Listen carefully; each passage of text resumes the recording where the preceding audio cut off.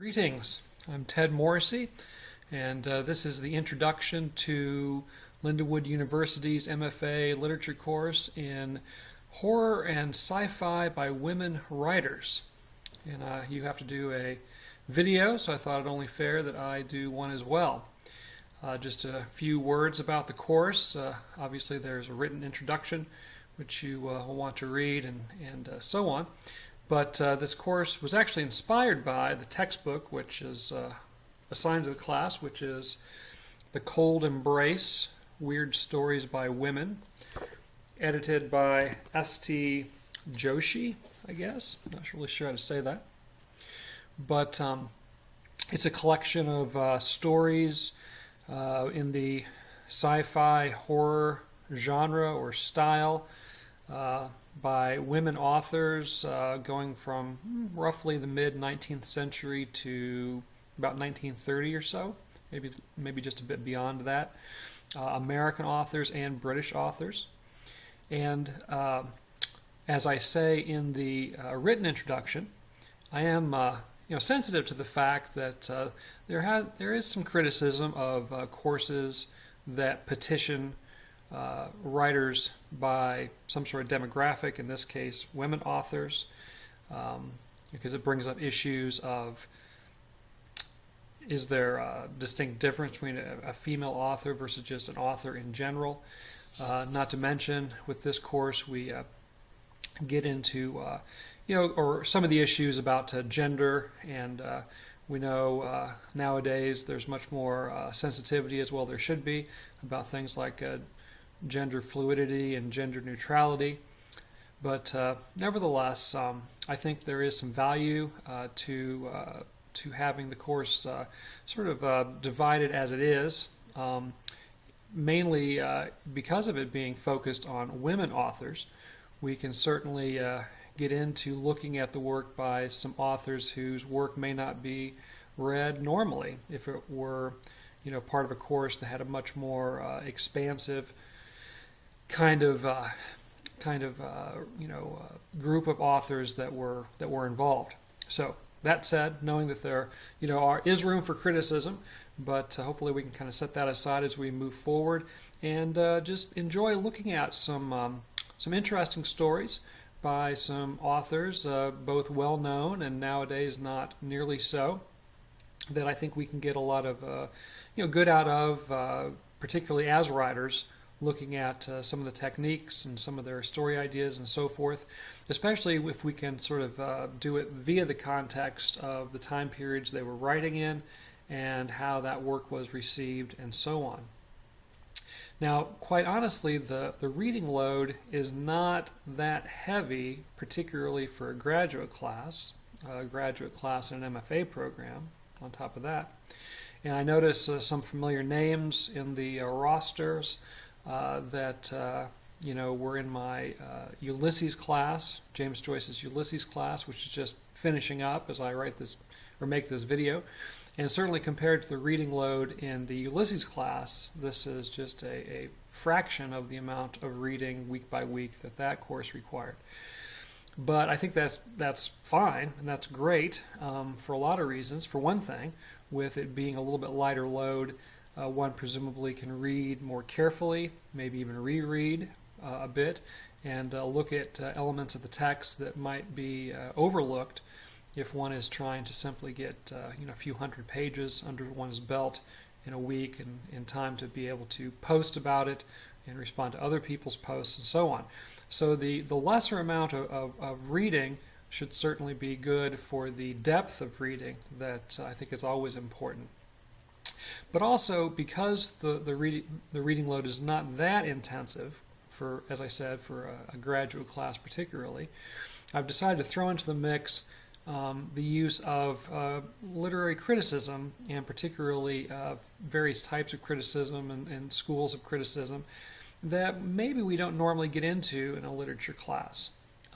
So because the reading load is a little bit lighter, I thought it would be an opportune moment to get into looking at these stories via various critical lenses. And you'll see in the syllabus that's online that I recommend one site in particular, the Purdue OWL. That's the online writing lab website, and particularly their page on literary theory and schools of criticism, which you'll see there.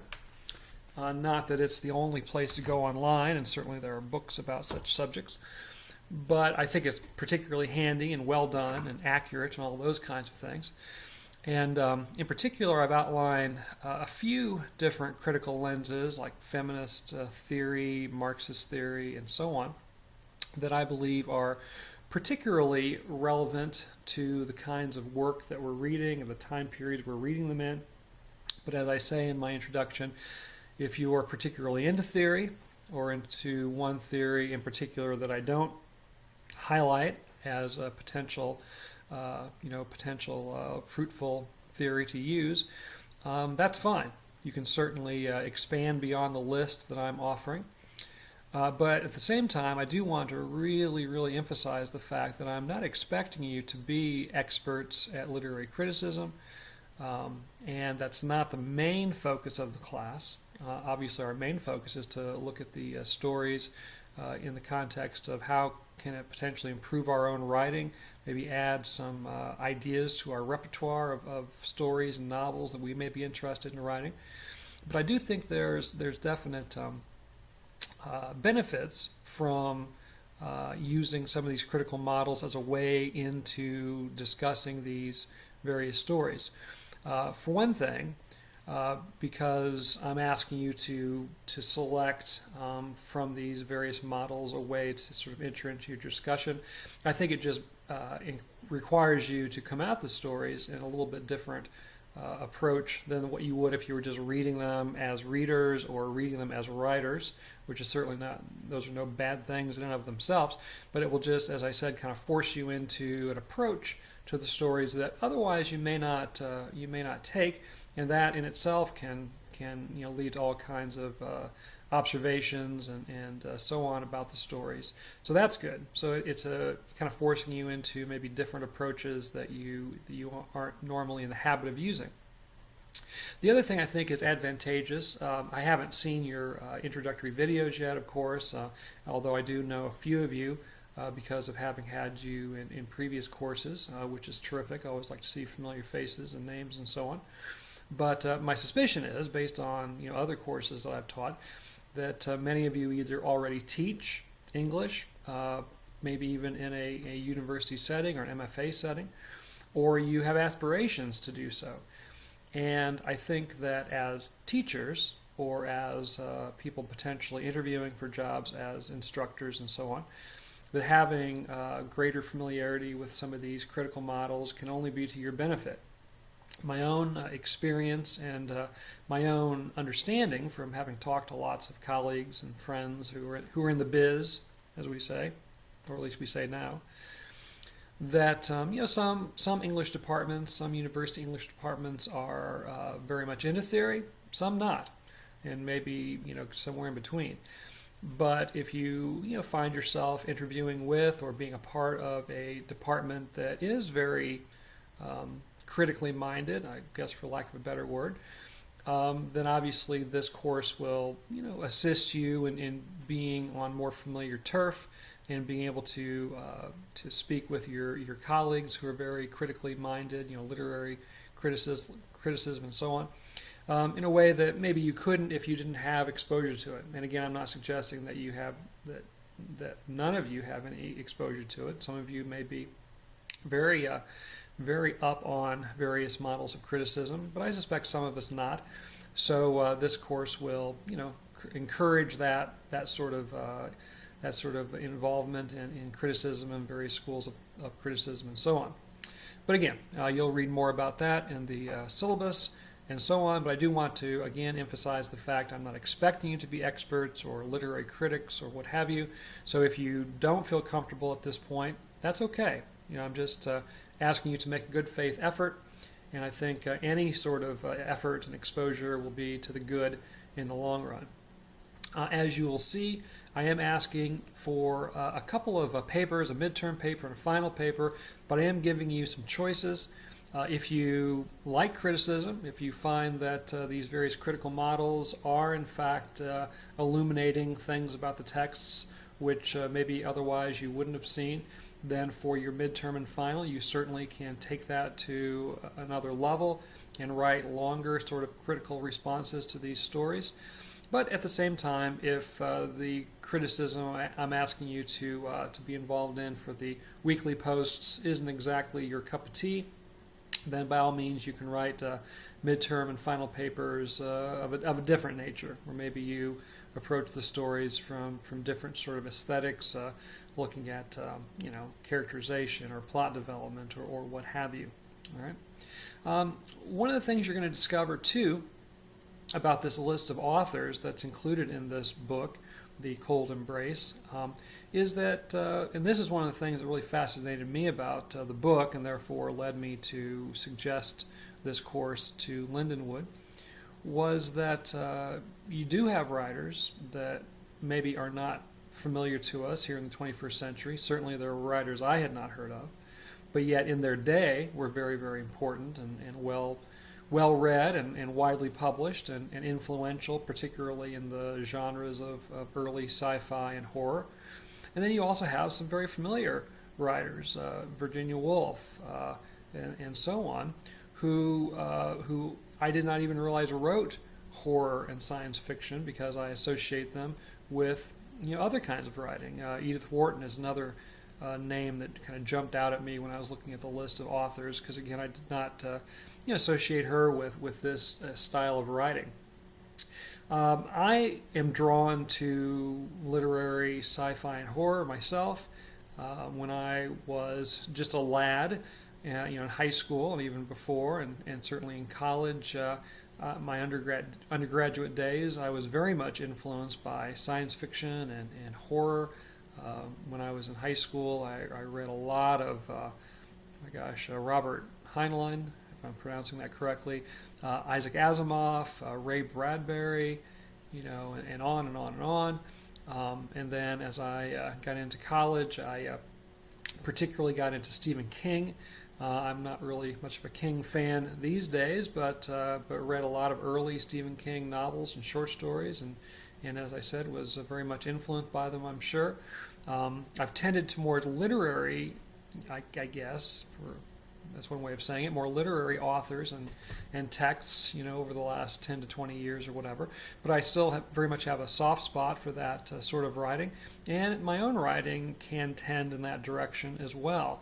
I've been very much interested in the style of writing which has come to be known as Midwestern Gothic, and I've particularly been influenced, I think, by Mary Shelley and especially her novel Frankenstein, which I've taught every year for maybe 20 years or so.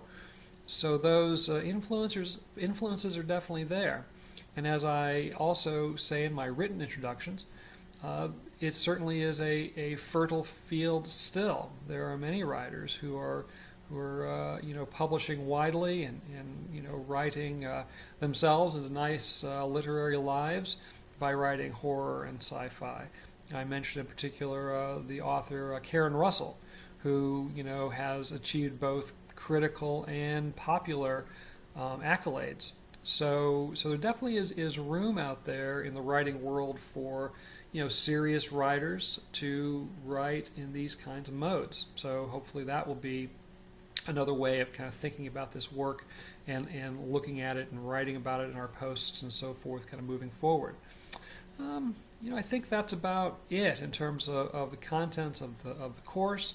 What I've kind of broken it up into basically 2 short stories a week. Some are a little bit longer. Some are definitely brief. So the reading load from a page count standpoint does vary from week to week somewhat. But as I said, I've thrown in the literary criticism, which I think ups the ante just a little bit in terms of our intellectual pursuits for the class, but I do think they'll be worthwhile in the long run. And as I mentioned, you've got a couple of longer papers thrown in there where you can hopefully kind of find some things that you personally want to write about and kind of expand on in terms of your own interests and so forth. I will say a word about contacting me. there is the obligatory discussion post where you can post questions to me, and I'll obviously try to monitor that closely. Although quite honestly, the fastest and most effective way to ask a question or to let me know whatever is to email me. That I definitely will get hold of and see very quickly and respond to you very quickly. If you bring up a question which I think everyone would benefit from my answer regarding, then I'll certainly turn that into an announcement and get that word out to everyone. Again, feel free to use the discussion board, but I just know from past practice that the most efficient way to get hold of me and to guarantee that I'll respond in a timely manner is to simply email me. But again, feel free to do both, and I'll be monitoring as best I can. So I guess there you have it. I'm definitely looking forward to this class, and I suspect, like every other class I've taught, you'll teach me as much about these authors and their works as I'll teach you. So that's always an enjoyable aspect of teaching these kinds of courses. So enjoy, and I look forward to working with you over the next several weeks.